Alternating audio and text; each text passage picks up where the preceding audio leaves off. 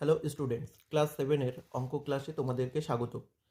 আজকে ক্লাস সেভেনের পূর্বপাঠের পুনরালোচনা নিজে করি 1.1 এই অঙ্কগুলো আমরা সলভ করব। যারা চ্যানেলটি দেখছো এখনও সাবস্ক্রাইব করোনি তারা ক্লাস সেভেনের সমস্ত অঙ্ক সমাধানের জন্য চ্যানেলটি অবশ্যই সাবস্ক্রাইব করে রাখবে। চলো দেখি আমরা একের এক দাগটা কী আছে। বলছে 1 টাকার 1/2 অংশ সমান সমান কত পয়সা। দেখো, ছিল টাকা, নির্ণয় করতে হবে পয়সা, তাহলে 1 টাকা সমান সমান কত সেটা আমাদের বের করে নিতে হবে। 1 টাকা সমান সমান 100 পয়সা। এবার এই 100 পয়সাকে কত অংশ, না 1/2 অংশ, এত পয়সা। এটা যদি আমরা কাটাকুটি করি, 2 দিয়ে এটাকে কাটি 50, তাহলে হয়ে গেল 50 পয়সা। তাহলে 1 টাকার 1/2 অংশ মানে হচ্ছে 50 পয়সা। নেক্সট 2 দাগ, 1 বছরের 1/4 অংশ সমান সমান কত মাস। দেখো, ছিল বছর, নির্ণয় করতে হবে মাস, তাহলে 1 বছর সমান সমান কত মাস সেটা নির্ণয় করে নিতে হবে। 1 বছর সমান সমান 12 মাস। এইবার এই 12 মাসের 1/4 অংশ, তাহলে 12 গুণ 1/4 মাস। এটা কাটাকুটি করো, 3 সমান সমান হয়ে যাবে 3 মাস। 3 দাগ, বলছে 4 টাকার 5/8 অংশ সমান সমান কত টাকা কত পয়সা। তাহলে আমরা সবার প্রথমে একই রকমভাবে 4 টাকা সমান সমান কত পয়সা সেটা লিখে নেব। 4 টাকা সমান সমান 400 পয়সা, তোমরা সকলেই জানো। এইবার এই 400 পয়সা এর 5/8 অংশ, তাহলে গুণ 5/8 এত পয়সা হবে। দেখো, এটাকে যদি আমরা কাটি, 5 দিয়ে 400 যদি কাটি, 8 5 8 40, একটা শূন্য পড়ে থাকে, তাহলে হয়ে গেল 5 5 25, 250 পয়সা। তাহলে 250, আমরা জানি 100 পয়সা মানে 1 টাকা, তাহলে 200 পয়সা মানে 2 টাকা, তাহলে 250 মানে হচ্ছে 2 টাকা 50 পয়সা। আশা করি বুঝতে পারছো অঙ্কগুলি। ভিডিও ভালো লাগলে অবশ্যই একটা লাইক দেবে। নাম্বার 4 বলছে 2 কিলোগ্রামের 1/5 অংশ সমান সমান কত গ্রাম। একই রকমভাবে 2 কিগ্রা সমান সমান কত গ্রাম, না আমরা জানি 1000 গ্রাম মানে হচ্ছে 1 কিগ্রা, তাহলে 2 কিগ্রা মানে হচ্ছে 2000 গ্রাম। এবার বলছে 2000 গ্রামের 1/5 অংশ, তাহলে 2000 গুণ 1/5। এটা যদি আমরা কাটি, দেখো কি হবে, না 5 দিয়ে এটা যদি কাটি, 4 20, আর পরে দুটো শূন্য, 400, তাহলে সমান সমান 400 গ্রাম। 400 গ্রাম হয়ে যাবে উত্তর। দেখো, এখানে কি ছিল, 5 দাগের অঙ্কটা 5 লিটার 2 ডেসিলিটারের 1/2 অংশ। তাহলে আমরা কি করব, 5 লিটার 2 ডেসিলিটারটাকে ডেসিলিটারে নিয়ে যাব। লিটারের পরে তোমরা এরকম জানো কিলো, হেক্টো, ডেকা, মিটার, ডেসি, সেন্টি, মিলি। তাই লিটারের পরে ডেসি, তার মানে 10 দিয়ে গুণ করতে হয়। তাহলে 5 লিটার মানে 50 ডেসিলিটার, তার সাথে 2 ডেসিলিটার যোগ, তাহলে টোটাল হয়ে যাবে 52 ডেসিলিটার। এবার দেখো, 52 ডেসিলিটারের 1/2 অংশ, তাহলে 52 গুণ 1/2, এটা হয়ে যাবে ডেসিলিটার। ডেসিলিটার। দেখো, এটা আমরা কাটাকুটি করব, 2 দিয়ে যদি এটা কাটি 26 হয়। এবার দেখো, 26 ডেসিলিটার, একটু আগে আমরা ভাগ করেছিলাম যে 10 ডেসিলিটার মানে হচ্ছে 1 লিটার, তাহলে এখানে 20 ডেসিলিটার মানে হবে 2 লিটার, আর ডেসিলিটারে পড়ে থাকবে 6, তাহলে হচ্ছে 6 ডেসিলিটার। তাহলে 5 লিটার 2 ডেসিলিটারের 1/2 অংশ মানে হয়ে যাচ্ছে 2 লিটার 6 ডেসিলিটার। নেক্সট ক্যালকুলেশন করব আমরা 6 দাগ। দেখো, 6 দাগের অঙ্ক কি ছিল, একটি সংখ্যার 1/3 অংশের সঙ্গে 20 যোগ করলে 35 হয়। তাহলে আমরা ধরে নেব, ধরি সংখ্যাটি সংখ্যাটি এক্স। বলছে সংখ্যার 1/3 অংশের সঙ্গে, তাহলে সংখ্যা হচ্ছে এক্স, তার 1/3 মানে হচ্ছে এক্স গুণ 1/3, 20 যোগ করতে হবে। যোগ 20 যদি করি তাহলে মান হয়ে যাবে 35। দেখো, এখান থেকে এক্স আমাদের ক্যালকুলেশন করতে হবে। কীভাবে ক্যালকুলেশন করবো, তো এটা যদি গুণ করি, এটা উপরে আসে, তাহলে 1-এর সাথে এক্স গুণ করলে এক্স, 3-এর সাথে নিচে কিছু নেই মানে 1 আছে, 3-1-3। এই 20টা এপাশে প্লাস আকারে ছিল, ওপাশে গেলে কি হয়ে যাবে, মাইনাস হয়ে যাবে। তাহলে এখানে হয়ে যাবে 35 মাইনাস 20।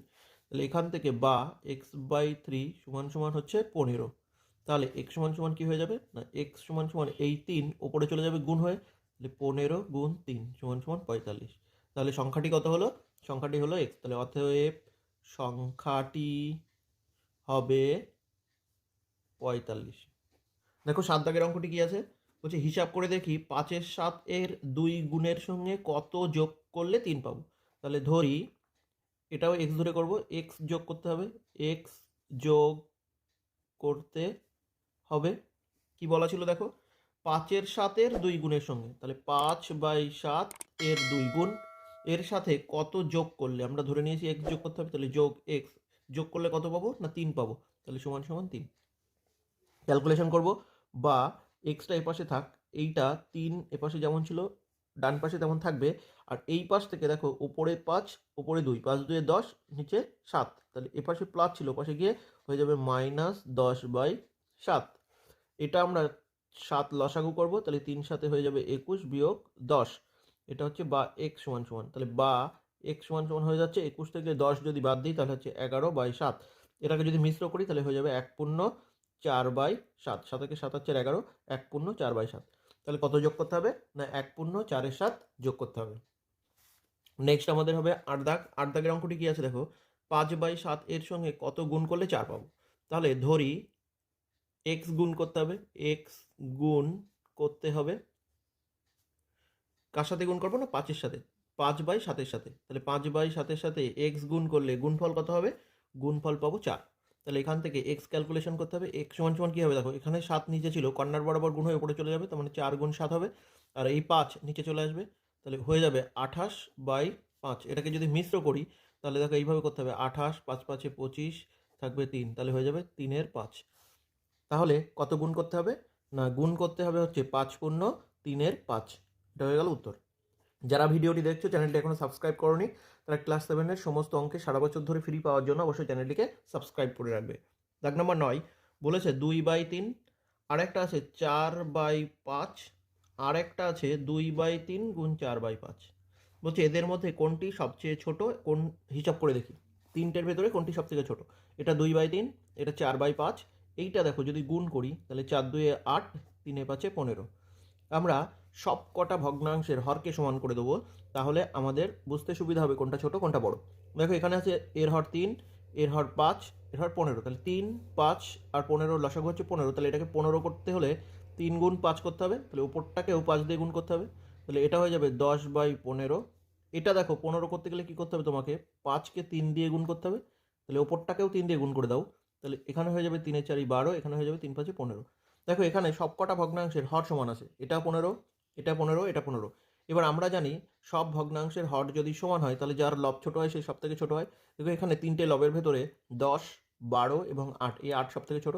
তাহলে সব থেকে ছোট হচ্ছে 2/3 গুণ 4/5, সবচেয়ে ছোট। যদি সবচেয়ে বড় নির্ণয় করতে বলতো তাহলে দেখো এটা ছিল সব থেকে বড়, 4/5 হয়ে যেত সব থেকে বড়। নেক্সট আমরা সলভ করব 10 দাগ। 10 দাগের অঙ্কে সব থেকে বড় নির্ণয় করতে হবে, তাহলে এখানে আছে 5/2 একটা, একটা আছে 7/3, আর একটা আছে 5/2 গুণ 7/3। দেখি কোনটি সবচেয়ে বড়। ঠিক আগের অঙ্কটি যেভাবে করলাম এটিও সেভাবে করব। সবার আগে এটা গুণ করে নিই, এটা যদি গুণ করি নিচে হয়ে যাবে 3 2 6, উপরে হয়ে যাবে 5 7 35। এবার আমরা হরটাকে দেখবো, এর 2 3 6, 2 3 6 লসাগু 6, তাহলে এটাকে 6 করব। 6 করতে গেলে 2কে 3 দিয়ে গুণ করতে হবে, ওপরে লবকেও 3 দিয়ে গুণ করতে হবে, তাহলে এটা হয়ে গেল 6, আর উপরে হয়ে গেল 15। এটাকে 6 করার জন্য 3 গুণ 2 করতে হবে, তাহলে ওপরটাকেও 2 দিয়ে গুণ করে দিই, তাহলে এটা হয়ে যাবে 14/6। দেখো এখানে একই রকমভাবে সবকটা ভগ্নাংশের হর সমান আছে 6 6 6। তাহলে সব থেকে বড় নির্ণয় করতে গেলে যে ভগ্নাংশের লব সব থেকে বড় সে সব থেকে বড় হবে। তাহলে এখানে দেখা যাচ্ছে 35 এই তিনটে সংখ্যার মধ্যে সব থেকে বড়, তাহলে এই ভগ্নাংশটা হচ্ছে সবচেয়ে বড়। তাহলে সবচেয়ে বড় ভগ্নাংশটাই হচ্ছে 5/2 গুণ 7/3, সবচেয়ে বড়, সবচেয়ে বড়। নেক্সট 11 দাগ। দেখো 11 দাগের অঙ্ক কি আছে, একটি সংখ্যার 4 গুণ ওই সংখ্যার অর্ধেক যোগ করলে সংখ্যাটি 1/2/3 হয়, সংখ্যাটি কত। তাহলে আমরা লিখে নেব, ধরি সংখ্যাটি এক্স, বলছে সংখ্যার 4 গুণ, তাহলে 4 গুণ হলে 4x, আর সংখ্যাটির অর্ধেক, অর্ধেক মানে হাফ, তাহলে x/2, 2 করলেই হাফ হয়ে যাবে, যোগ করলে সংখ্যাটি হবে 1/2/3, তাহলে এটার মান হবে 1/2/3। তাহলে এখান থেকে আমরা ক্যালকুলেশন করব। দেখো এখান থেকে লসাগু হয়ে যাচ্ছে 2, তাহলে 4 2 8x যোগ x সমান সমান, এটাকে ভাঙবো, 3 1 3 আর 2 5, 5/3। এখান থেকে আমরা উপরটা যদি যোগ করি 8 আর 1, তাহলে 9x/2 সমান সমান 5/3। দেখো এখান থেকে আমরা 9xটাকে রাখলাম, বা এক্সটাকে শুধু আমরা রাখলাম, এবার কর্নার বরাবর গুণ করে দেবো। এখানে ছিল দেখো 5, নিচে 3, এই 9 ওপরে ছিল, এটা নিচে আসবে, আর এই 2 নিচে ছিল, উপরে যাবে, তাহলে টোটাল হয়ে গেল 10/3 9 27। 10/3 9 27 হচ্ছে উত্তর। তাহলে সংখ্যাটি হচ্ছে 10/27। নেক্সট 12 দাগ এবং কষে দেখি 1.1 এর শেষ অঙ্ক।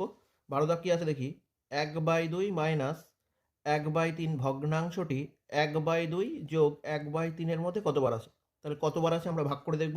তাহলে ওপরে থাকবে 1/2 যোগ 1/3 কতবার আসে দেখতে গেলে এটা করতে হবে 1/2 বিয়োগ 1/3। এটা আমরা ক্যালকুলেশন করবো। এবার দেখো ওপরে যদি আমরা এটা ক্যালকুলেশন করি লসাগু হবে 6, 2 দিয়ে যদি ভাগ করি 3, 3 1 কে 3, এটা দেখো 3 দিয়ে যদি ভাগ করি তাহলে 6, 2 1 কে 2, আর নিচে দেখো লসাগু 6 কিন্তু এটা হবে বিয়োগ, তাহলে এটা একই শুধু বিয়োগ, তাহলে 3 বিয়োগ 2। তাহলে টোটাল ক্যালকুলেশন কি গিয়ে দাঁড়াচ্ছে দেখো, ওপরে হচ্ছে 3 আর 2 5 আর 6, এই ভাগ মানে কি গুণ হয়ে ভগ্নাংশ উল্টে যাওয়া, তাহলে 6টা উপরে চলে যাবে, 3-এর থেকে 2 বিয়োগ করলে 1 হবে, 6 6 কেটে গেল, 5। তাহলে 1/2 বিয়োগ 1/3 এই সংখ্যাটি 1/2 যোগ 1/3-এর মধ্যে 5 বার আছে। এটা হচ্ছে অঙ্ক। ভিডিওটি যদি ভালো লাগে তাহলে অবশ্যই একটা লাইক করবে এবং চ্যানেলটি সাবস্ক্রাইব করে রাখবে, তাহলে ক্লাস 7-এর সমস্ত চ্যাপ্টারের অঙ্কগুলি আপলোড হলেই নোটিফিকেশন তোমরা পেয়ে যাবে এবং সেখান থেকে তোমরা একদম ফ্রি অঙ্কগুলো শিখে নিতে পারবে। আজকের ক্লাস এই পর্যন্ত, নেক্সট ক্লাসে আবার তোমাদের সাথে দেখা হচ্ছে।